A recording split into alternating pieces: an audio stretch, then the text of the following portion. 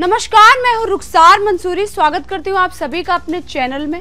तो आज की खबर ये है कि उत्तर प्रदेश के मेरठ में विक्टोरिया पार्क में चल रही राम कथा के दौरान स्वामी रामभद्राचार्य जी के बयान के अनुसार एक बार फिर से वो चर्चाओं में आ चुके हैं।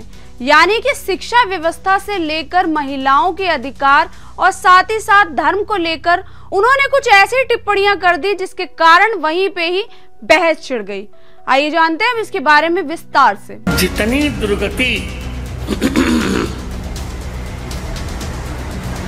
इस्लाम परंपरा महिला की हुई ऐसे कहीं देखी नहीं जाती।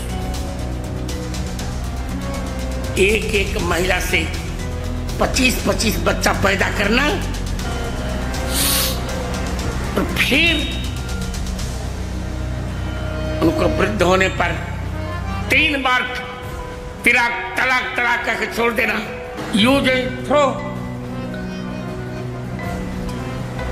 ये हमारे यहाँ नहीं है।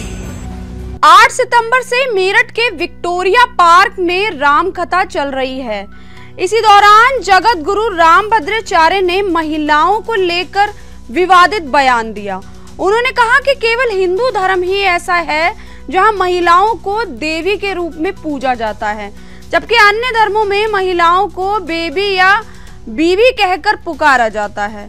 स्वामी रामभद्राचार्य यही नहीं रुके, उन्होंने इस्लाम धर्म को लेकर भी टिप्पणी की और कहा कि वहां महिलाओं की स्थिति बेहद खराब है। उन्होंने आरोप लगाया कि इस्लाम में महिलाओं की दुर्गति होती है। एक महिला से 25-25 बच्चे पैदा करने और उनको 3 तलाक कहकर छोड़ देने जैसी परंपराएं वहां देखने को मिलती हैं। उन्होंने दावा किया कि हिंदू परंपरा में ऐसी प्रथाएं नहीं हैं, बल्कि यहाँ माँ को पिता से भी ऊंचा दर्जा दिया जाता है।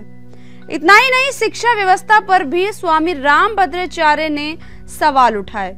उन्होंने अभिभावकों से अपील की कि बच्चों को कॉन्वेंट स्कूल से दूर रखें और उन्हें सरस्वती विद्यालय में पढ़ाएं ताकि वे सांस्कृतिक और संस्कारी शिक्षा से जुड़े रहें। रामभद्राचार्य ने कहा कि संतान चाहे 3 ही क्यों ना हो, बेटा हो या बेटी, सबसे जरूरी है कि वे संस्कारी हो।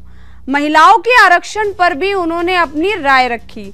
संसद में दिए गए 33% आरक्षण को सही ठहराते हुए उन्होंने कहा कि महिलाओं को पुरुषों से भी ज्यादा अधिकार मिलने चाहिए। उनका दावा था कि समाज में महिलाओं को ऊंचा दर्जा देने की परंपरा सिर्फ हिंदू धर्म से ही शुरू हुई है।